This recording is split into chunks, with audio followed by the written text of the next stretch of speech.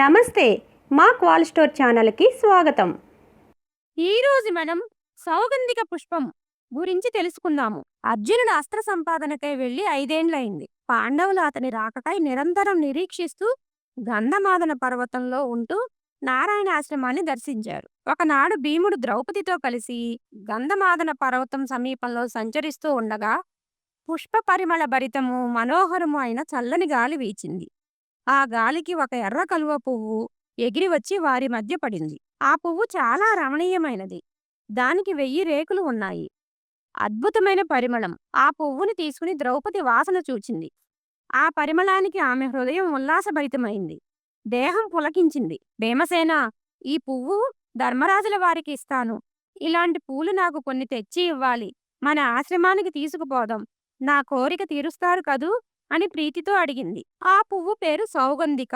ద్రౌపది కోరిక తీర్చుదామని భీముడు ఆ పుష్పాల కోసం బయలుదేరాడు. ఆ పూల పరిమళం వస్తున్న దిశగా వెళ్ళాడు. అది దేవతలు సంచారం చేసే ప్రదేశం. అక్కడ వనాలు, కొండలు, చెట్లు, సెలయేళ్లు అన్నీ ఎంతో రమణీయంగా ఉన్నాయి. అవన్నీ చూచి ఆనందిస్తూ వెళ్ళాడు భీమసేనుడు. అలా చాలా దూరం వెళ్ళి భయంకరంగా సింహనాదం చేశాడు. ఆ ధ్వనికి కొండలు, గుహలు దద్దరిల్లాయి. గుహల్లోని క్రూరమృగాలు భయంతో బయటికి వచ్చి నలుదిక్కులకు పరుగులు తీశాయి. అక్కడ ఒక పెద్ద అరటి వనం ఉంది. ఆ వనం మధ్యలో ఉన్న హనుమంతుడు భీముడి సింహనాదం విన్నాడు. అది తన తమ్ముడు భీమసేనుడి కంఠస్వరమని గ్రహించాడు. అతన్ని చూడాలని అభిలాషపడ్డాడు. వెంటనే తన తోకతో భూమిని చరిచాడు. ఆ శబ్దానికి భీముడు ఉలిక్కిపడి అటువైపు వెళ్లి చూచాడు. అప్పుడు ఆ అరటి వనం మధ్య ఒక పెద్ద బండ మీద ముసలి కోతి ఒకటి తోక చాచుకుని పడుకుని ఉండటం అతనికి కనిపించింది. ఎర్రని ముఖం, మెరిసే పచ్చటి కళ్ళు, తెల్లటి కోరలు, కాంచనాద్రి కమనీయ విగ్రహం గల హనుమంతుణ్ణి చూచి భీముడు ఆశ్చర్యచకితుడైనాడు. దారికి అడ్డంగా పడుకుని ఉన్న హనుమంతుని దగ్గరికి వెళ్ళాడు. ఆ కోతిని భయపెట్టాలనుకుని మళ్లీ బిగ్గరగా సింహనాదం చేశాడు. అప్పుడు హనుమంతుడు మెల్లగా కళ్ళు తెరిచి భీమసేనుని వంక చూచాడు. చిరునవ్వు నవ్వాడు. అయ్యా, నిద్రపోతున్న వృద్ధుణ్ణి నీవు నిష్కారణంగా లేపావు. ఇది ధర్మం కాదు. అయినా నీవు ఇక్కడికి ఎందుకు వచ్చినట్లు?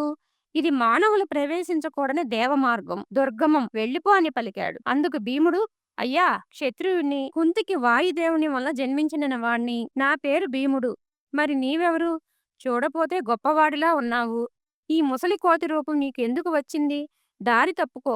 నేను ముందుకు సాగిపోవాలి. నన్ను దేవతలు, దానవులు ఎవరూ అడ్డగించలేరు అని గంభీరంగా బదులు చెప్పాడు. కాని హనుమంతుడు దారి ఇవ్వలేదు. భీముడు తప్పుకోమని గద్దించాడు. అప్పుడు హనుమంతుడు, నాయనా, నేను వృద్ధుణ్ణి, లేవడానికి శక్తి లేనివాణ్ణి. అంతగా వెళ్లాలనుకుంటే నన్ను దాటి వెళ్ళు అన్నాడు. అందుకు భీముడు, జంతువులను దాటి వెళ్ళకూడదని ధర్మశాస్త్రం. అందువలన నీవే మర్యాదగా దారి తప్పుకో, లేదా నాకు కోపం వస్తుంది. నిన్ను, ఈ గంధమాదన పర్వతాన్ని కూడా పూర్వం మా అన్న హనుమంతుడు నూరామడల సముద్రాన్ని లంఘించినట్లుగా నేను లంఘించిపోగలను. ఏమనుకుంటున్నావో అని హెచ్చరించాడు. తన తమ్ముడు తనెవరో తెలియకుండానే తన పేరు ఉచ్చరించినందుకు హనుమంతుడు మనసులో సంతోషించాడు. తమ్ముణ్ణి పరీక్షించి కొంచెం గర్వభంగం చెయ్యాలని ముచ్చటపడ్డాడు. అయితే, నాయనా, నీవే నా తోక కాస్త పక్కకు తప్పించి వెళ్ళిపో. నేను బొత్తిగా కదల్లేకుండా ఉన్నాను అన్నాడు. అప్పుడు మహాబలుడగు భీముడు తన ఎడమ చేత్తో ఆంజనేయుని తోక ఎత్తబోయాడు. అది వీసమైనా కదల్లేదు. అప్పుడు 2 చేతులతో ప్రయత్నించాడు. కాని కొంచెమైనా తోక కదిలించలేకపోయాడు. అతని బలమంతా వ్యర్థమైంది. ఆయాసం వచ్చింది. భీముడికి ఆశ్చర్యం కలిగింది.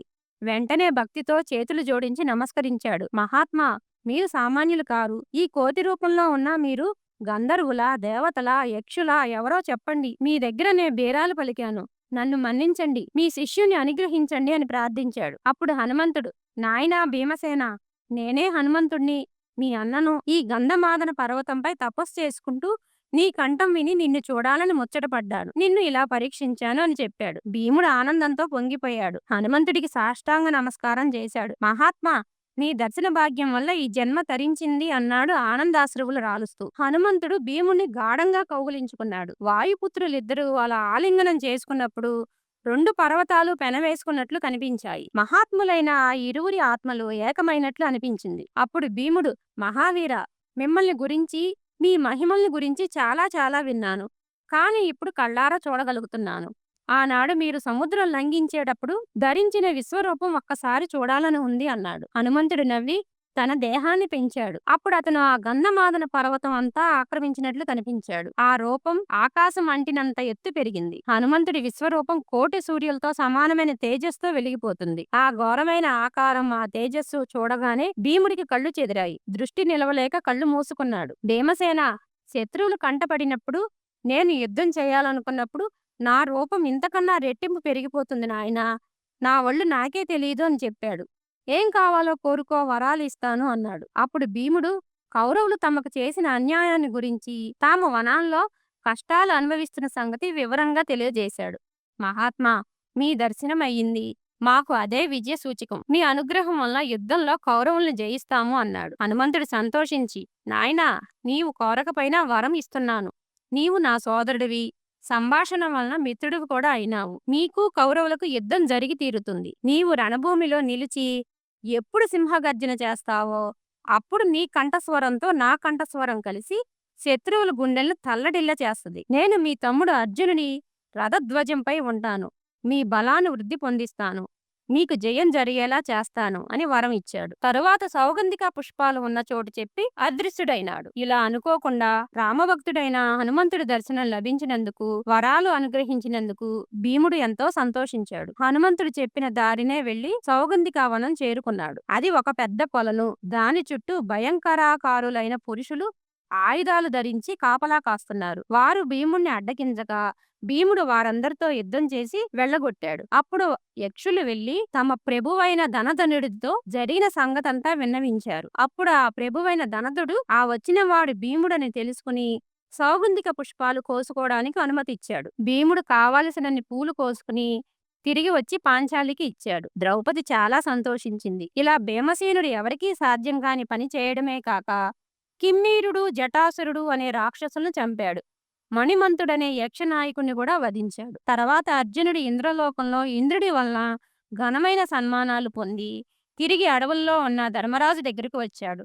తాను పాశుపతాస్త్రం సంపాదించడం, ఇంద్రలోకంలో ఉండటం మొదలైన సంగతులన్నీ వివరంగా ధర్మరాజుకు తెలియజేసి తాను సంపాదించిన దివ్య శాస్త్రాలన్నీ చూపించాడు. ధర్మరాజు, భీముడు, నకుల సహదేవులు, ద్రౌపది ఎంతో ఆనందించారు. ఆ విధంగా భీముడు, అర్జునుడు కూడా వనవాస కాలంలో ఘనకార్యాలు ఎన్నెన్నో చేసి మహాత్ముల వరాలు పొందారు. కౌరవుల్ని జయించడానికి అవసరమగు అస్త్రశస్త్రాలు వారికి సమకూరాయి. మరిన్ని విశేషాలతో నెక్స్ట్ వీడియోలో కలుసుకుందాం. ఈ వీడియో కనుక మీకు నచ్చినట్లయితే లైక్ చేయండి, షేర్ చేయండి, సబ్స్క్రైబ్ చేయండి. అలాగే పక్కనే ఉన్న బెల్ ఐకాన్ని క్లిక్ చేయటం మర్చిపోకండి.